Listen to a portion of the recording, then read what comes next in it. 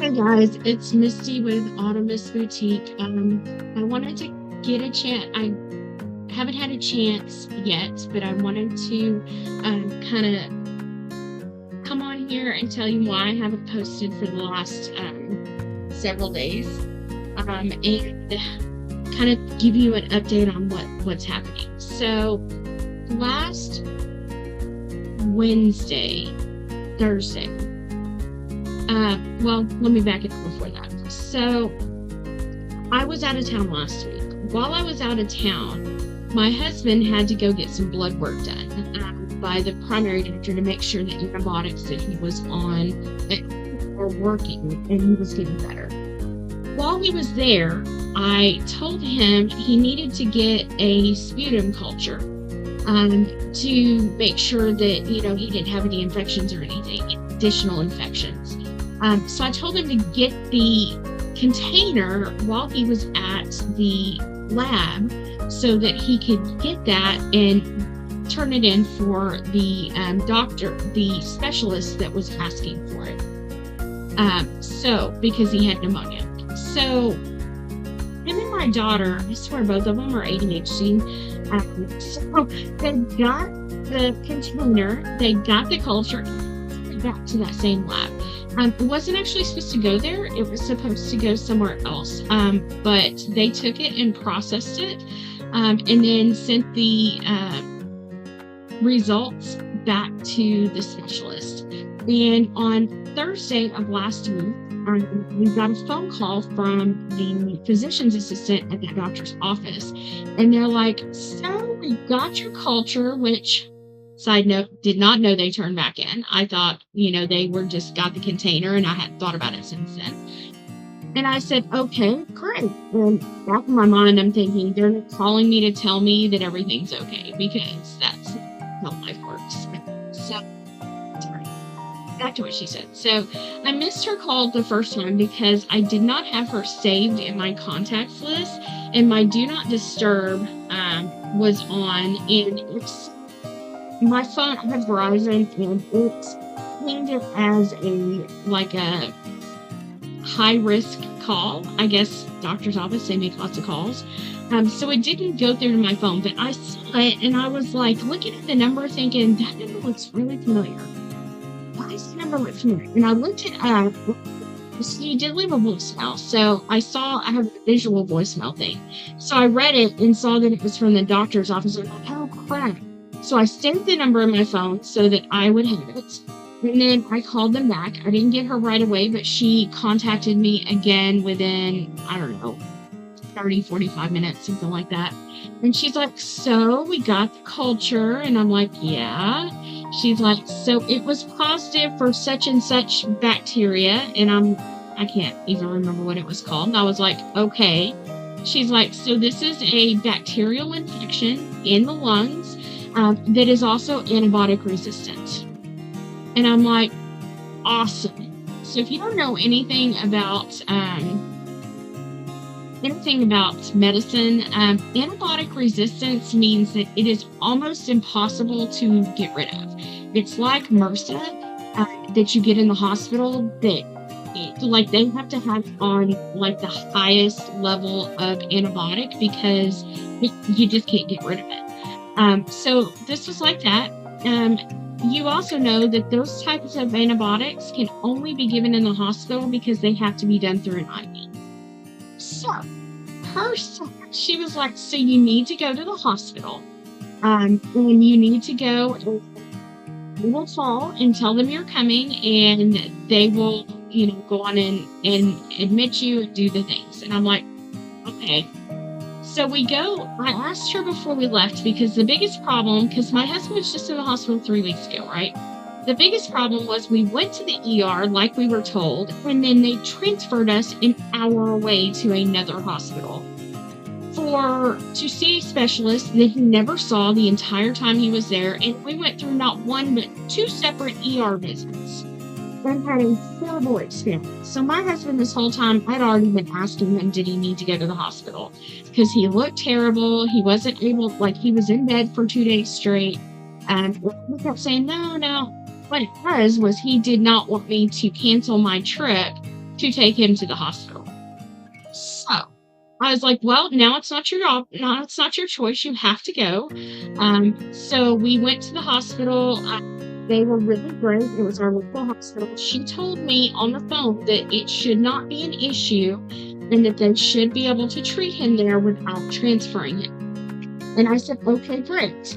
Our second question was the reason the specialist did not really have anything for my husband was because he needed a biopsy of the infection that they found at the other hospital.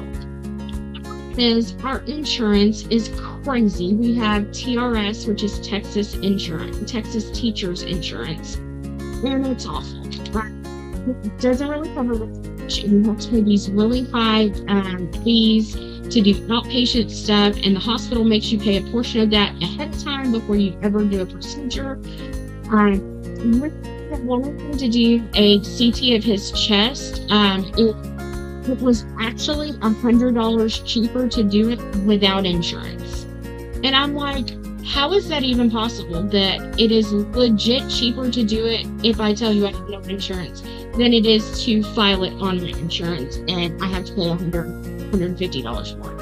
And they're like, I don't know. So I told the doctor, I was like, yeah, that's not gonna happen right now because we can't really afford it. So I told her when she told me we had to go to the hospital, he has Medicare Part A, which he just recently got. It covers all hospital stuff. And he is still covered on my insurance for the next month or so.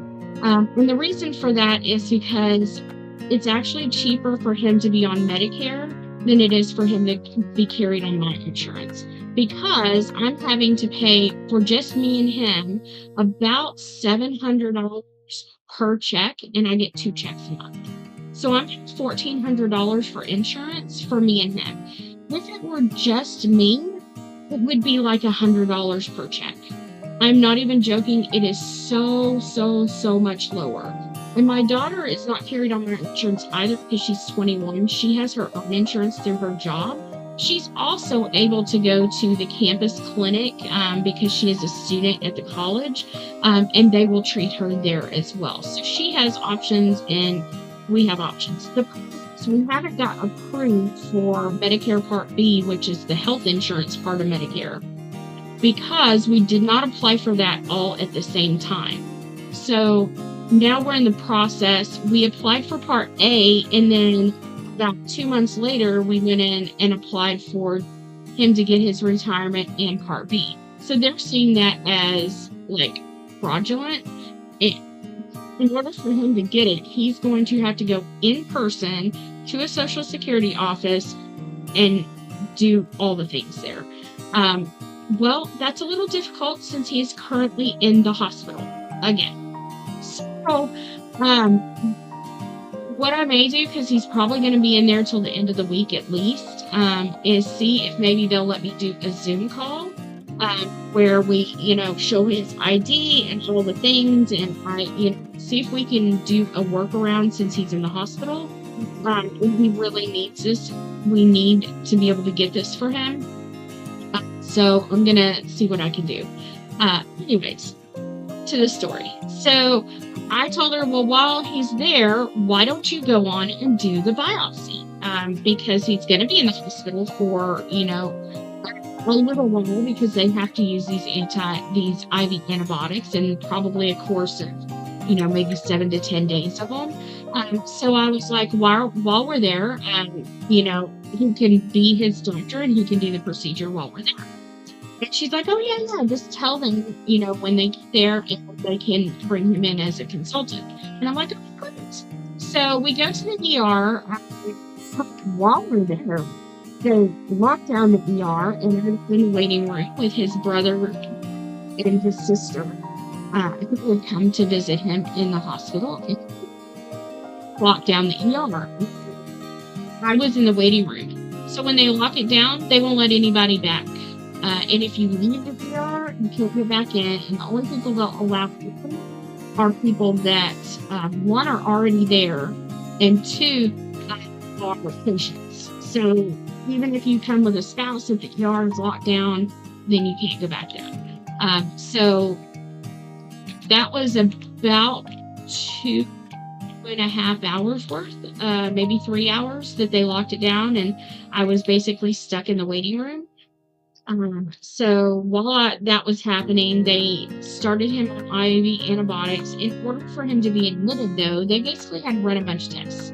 They had to do a CAT scan. They had to do blood work. They had to do a bunch of stuff in order to get him admitted. We got him admitted, got him to the floor, and everything seemed pretty good. I didn't stay up there with him at night because, one, it wasn't that far from home, and two, I mean, unless there's a reason to stay, I don't see the reason to be micromanaging the nurses and stuff, so I don't generally stay overnight. However, I have been doing that as what's going on has progressed, and I will get to that in a minute. So, gets to the floor, and he has really great experience. He has great nurses. Giving the IV antibiotics, his doctor comes in, the consulting specialist, the next day, and we have a heart-to-heart. So his prognosis has gotten more complicated. So basically, before, he had pneumonia plus multiple infections that they were treating and all the things, right? Well, they went in and did a bronchoscopy, which is where they take a scope and they go down your throat, and, this is to look at his lungs specifically. They can do it for other things as well, but this was to look at the lungs. He had a lesion, a very large one, like 11 by 14 inches on his lower right lung, and they weren't sure what it was. It could be a lot of different things, so they did this test to try to find out exactly what it was. Well, while they were there, they discovered a nodule, whatever you want to call it. They discovered something that to them looked cancerous. It didn't look like it had spread anywhere. It was just this one thing. However, they could not do a biopsy on it because he had active bleeding. They did discover that he had severe pneumonia, but they never did discover what from, because again, that was all from the previous hospital that we had lots and lots of issues with. So that being said, whenever the specialist, the pulmonary doctor, saw him in the hospital, they did additional CAT scans and stuff in the ER to admit him, and discovered that there is an extension / protrusion, something that is going from that area and extending towards the heart. Now, it could be a lot of things. It could be a blood clot, it could be infection, or it could be the cancer spreading. So they were concerned because they didn't know what this was. So they did several more tests. They did an echocardiogram and discovered that it was not a blood clot. They wanted to do an MRI, but they could not do it because my husband has pins in multiple joints in his body, and the doctor's like, oh, MRIs now are great. If he's had it recently, then he should be able to do an MRI. And I said, no, these are about 30 years old, so pretty sure whatever you're thinking, it's not going to work. So I didn't realize I said so and because a lot. I say that a lot. I'm sorry. What they decided to do was they had two options: to do another bronchoscopy and get a biopsy of it, or they could do like a needle aspiration that was guided by like a CAT scan and be able to go in there and do it from that side.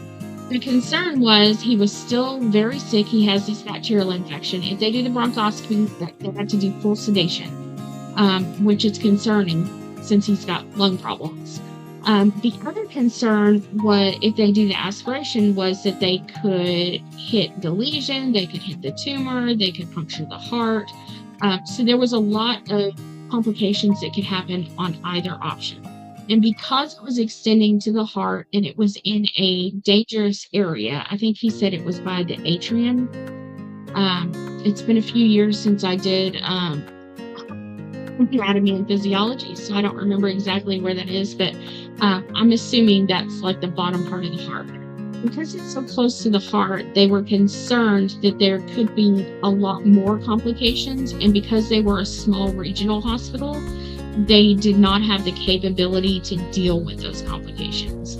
So he asked if we would be okay to transfer him to a hospital that had a specialist that could do it, as well as the capacity to be able to take care of the complications if they arose. So we agreed to let him transfer because our primary care said, hey, we can't do anything till we know what it is. I'm like, okay. And he said, okay. So we agreed to the transfer, assuming it was not to the hospital that they had previously transferred us because it was a horrible experience. They agreed to transfer to one of the major hospitals in Dallas that has a very, very good reputation. And it's pretty straight shot for us to get there. So it's under an hour. So it's actually a little bit faster than to the other hospital. I agree. The thing was, he was admitted on a Thursday, and they did not end up transferring him until Friday afternoon, or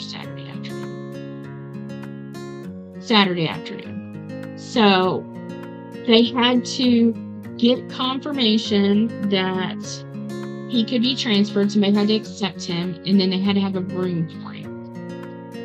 So they ended up deciding to transfer him on Saturday. And because he is a patient, he has to go by ambulance. He can't be driven because he has an IV.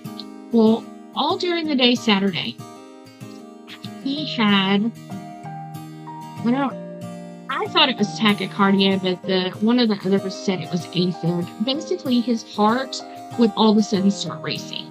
So a normal heart pulse is around 100, maybe 80 if you're just kind of chilling, maybe 120 if you're running around. His would all of a sudden jump to 180, even if he was laying in bed sleeping and doing absolutely nothing, medicated, sound asleep. His pulse would all of a sudden jump to 180. It would stay there for about 10 seconds, and then it would go back to normal. And it did that off and on all day. The nurses were freaking out. They kept running in there going, oh my gosh, is he okay? Is he okay? What's going on? What's happening? And I'm like, he's laying there asleep in bed. So at one point, I would just left the door open because they just kept coming in. And he was right off the nurse's station. So they could look in there and they're like, oh yeah, he's just laying there. It's okay. And then during one of the periods when he was sleeping, it dropped as low as 40, which is very low. And they had to put oxygen on him because his pulse ox got low. So that happened off and on. The low only happened once, but the highs were happening pretty frequently, about every half an hour. The interesting thing is my husband had no symptoms. He did not feel faint. He did not have chest pain. He did not have shortness of breath. He didn't know what was happening. So when they transferred him, that was one of our concerns, was all of a sudden now he's got this heart complication that was not there previously. So we get to the new hospital. So at the hospital, they had 5 different doctors consulting. They had the pulmonologist who basically, he was the main guy. Then they had the hospital, what they call a hospitalist. That's the doctor that admitted him to the hospital. Then they had immunology, because he had an infection. So infectious disease doctor. who was consulting to make sure that the antibiotic they were using was working and there was no other complications. Then they had a dietitian because he wasn't eating, so we had to have somebody, supercharge his meals, high protein, and make sure he has lots of options to try to ensure he's not losing additional weight. The pulmonologist called for an oncology consult. And she came in there and she was like, I think it's too early for this because we don't have confirmation that this is what it is. But he wanted me to come and talk to you and, just kind of go over a few things. The problem was she didn't really have any answers because they don't actually know for sure that it is, what kind, what stage, if it's spread. She couldn't even tell me if, because of the heart involvement now, if that greatly reduces his longevity or what. Like, she really couldn't tell me much of anything. So that's why I thought it was kind of interesting. She was there to start with. I assumed that since all of those were consulting at the one hospital when they transferred, that they would also get most of those over at the new one. And they did. The first night we were there was pretty awful. We had a nurse that I was not happy with. After my husband was in hospital the last time, we had documents signed for power of attorney and the living will. I am his power of attorney. I understand a lot more of the medical stuff than he does because I have been a caregiver since I was about 14. First with my mom for many, many years. And then when she passed, I ended up becoming my uncle's primary caregiver while he was on hospice care for heart failure. And then he passed away last February, so about 18 months ago. January, February, like I said, 18 months ago. And maybe it was longer than that. I think it was a year farther than that. So he passed away, and this is going to sound really bad, but I was so glad to not be taking care of people. I've done it my whole life, and it is very exhausting. But this is my husband and I love him. And to be fair, I did sign up for this knowing that I married an older man, that this was probably a possibility that I might have to take care of him later in life. And I don't mind. I love it very much. So I really don't. It doesn't bother me. So our agreement was, and it was from the last time he was in the hospital to this time, was that I have the power of attorney, so I sign all paperwork because I'm the one that knows what's happening. Number two, anytime a doctor comes in the room, if I'm not there, he calls me so that I can hear what the doctor is saying, because he, number one, forgets what the doctors say half the time. And number two, he kind of lies and withholds things from them. He just doesn't really understand who they are or what's happening. So he always calls me anytime anybody comes in, whether it's a doctor, a dietitian, a case manager, whoever it is. He calls me to make sure that I'm on the phone. Well, I tried to give this paperwork to the nurse because they're supposed to do admitting paperwork when the patient first gets there. This nurse did not do that. She copped an attitude from the minute we walked in the room. I did not follow the ambulance because, one, they always go slow, and two, I went home and fed my dogs, which was about a 20-minute detour, and then I picked up our daughter and took her with us because she wouldn't be able to go see him by herself because she doesn't drive that far on her own. And Dallas is very confusing, especially if you've never been somewhere. And with her ADHD, she doesn't do directions well. So anyway, I picked her up and then we went to the hospital. It only beat us to the room by about 5 minutes. When he called me to tell me what room he was in, because they didn't know what room he was going to until he got there, we were literally less than 2 miles away.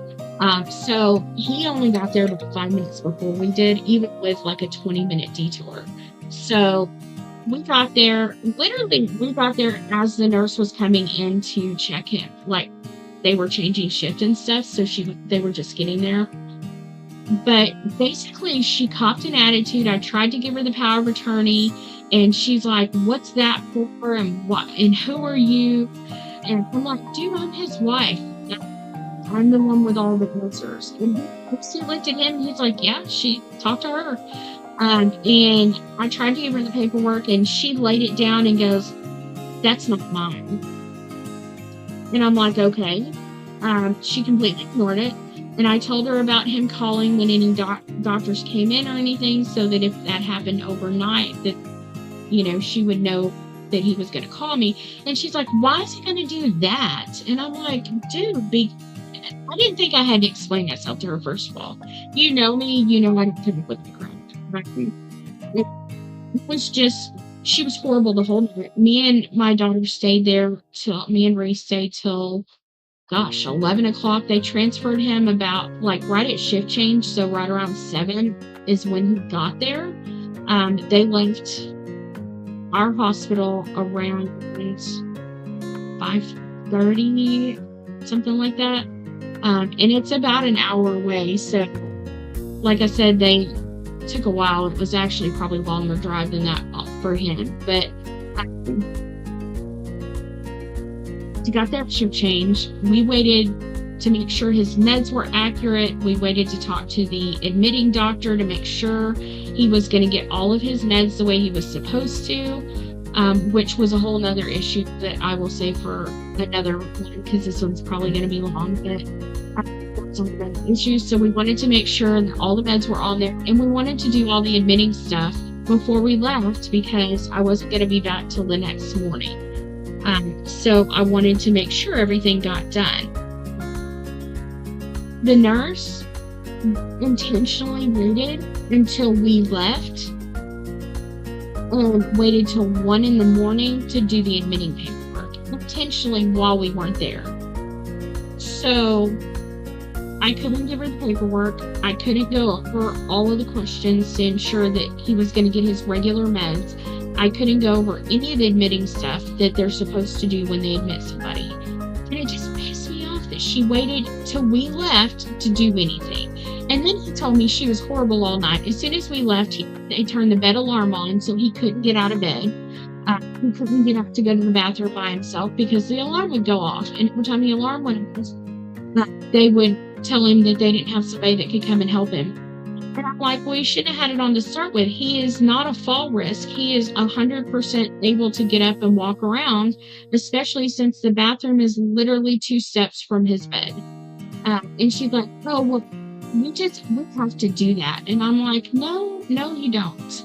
I said, since he was told by the doctor that he could walk around his room, he could get up and go in the bathroom, that he was fine.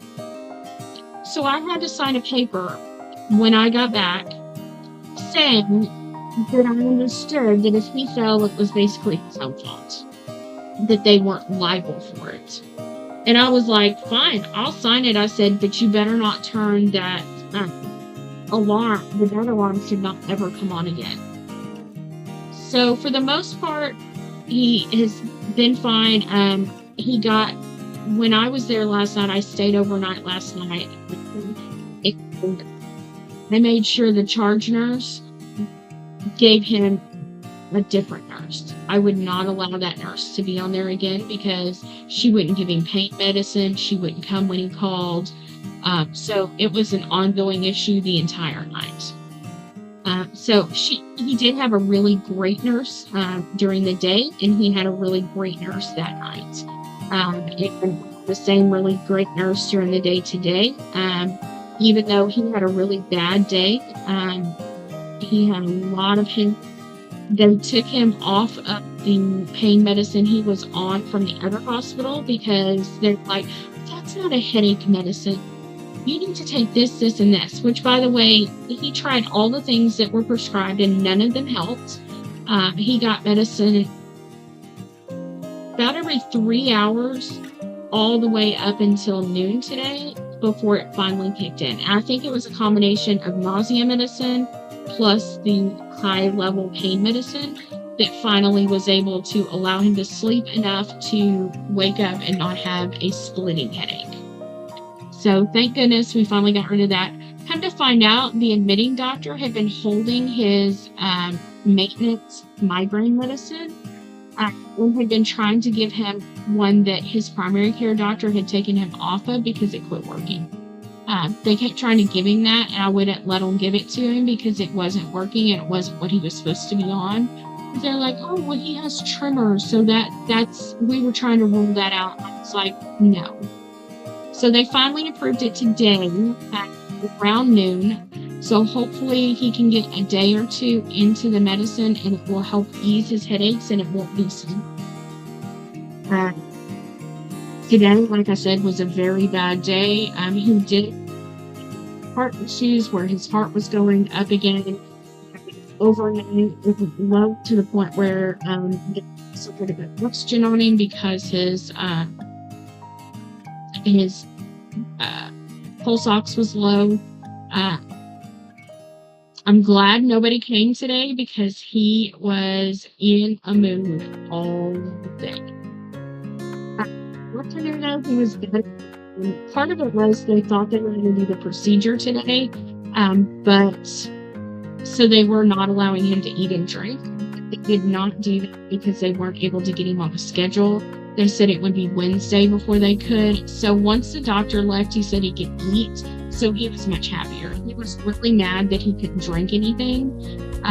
So 12 hours without eating or drinking anything before they're like, oh yeah, you can have something now. So he was much happier after he could eat and drink. I was able to, once his IV meds stopped, they didn't have him on any fluid here. So once the IV stopped, they unhooked it. And I was able to give him a shower, which made him feel so much better, getting into clean clothes, getting a shower, letting the hot water run on your sore muscles. And then after that, he got in bed and kind of laid down. He did have an episode where his breathing went low and his oxygen did, so they came and put oxygen on him. And then he also this morning was running a fever. It was low grade, but it started out at like 99 and then it kept going up. It was first 101 before it finally broke and came down. They did not give him anything for it other than just a bolus of fluid to try to help him because they weren't giving him any fluid and he was dehydrated because no food, nothing by mouth. So that was the whole thing, but it did seem to break before I left. Interestingly enough, though, after I left, my husband called me halfway home and the infectious disease doctor came up. So I was able to talk to her about his temperature. She said she would look at it and kind of see what was going on. Hope, cross our fingers that he doesn't have a new infection that he has acquired since being in the hospital. They do have him on the cardiothoracic wing, which does include people that are waiting for lung transplants and heart transplants. So I think it's mostly lung transplants, but it's the cardiothoracic. So, and he has been walking the floor, which is helping. He does have really bad swelling in his legs as well, like his ankles and feet. So I'm hoping that's not related to the heart problem, but we don't really know anything till Wednesday. They did say they are going to biopsy the lesion, the mass, as well as all his lymph nodes in that area, just to make sure, what they are, has it spread, that kind of stuff. So they can do all that at one time. So I will try to update you guys. I will not be home tomorrow because I'm going to stay at the hospital overnight, so I probably won't be able to update you till at least Wednesday or Thursday. So that's why I'm posting this longer video. I don't really have anything about the business. I do still have all this stuff over here to cut because the only things, I did cut a few things. I can show you the things I cut. This is what I was cutting before the doctor called and said we had to go to the hospital. So I can show you what they look like. I showed you what the stuff looked like doubled, but I did not show you what it looks like once it's cut. So here's some of the stuff once it's cut. I'll just give you all a quick look at it just since I did cut all of these. Okay. I'll try not to put it in front of the mic because then you can hear me talk. So this one. right, here is the ADHD planner. I love the colors and stuff on this one. I think it's great. Um, I haven't put the backing on it yet, and it is kind of curling a little bit because of the humidity in here. We're in Texas, so, humid.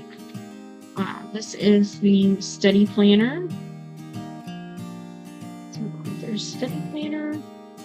And then lecture notes is right here. I actually really like the lecture notes. I might use these if I was, still in college. I'm not bored enough to have another degree yet, just so you know. Everybody else asks, where are you going to get a PhD? Because I have 2 master's degrees. I'm bored. When I will get another degree. But right now, I'm not bored. And I don't want to write a book. So here's the calendar that I was telling you about. This is the blank calendar. So I did cut those. And I still have the weekly calendar to cut for this, but that is 40 sheets individually by itself. Whereas all these others were much smaller and they were a little bit easier to cut. I may try to cut those either tonight or tomorrow morning just so I can go in and get all of those glued so we can do pictures and have everything kind of ready. I won't be able to do anything until I have a little bit more time because I can't do it at the hospital. It's just too much for my brain to process.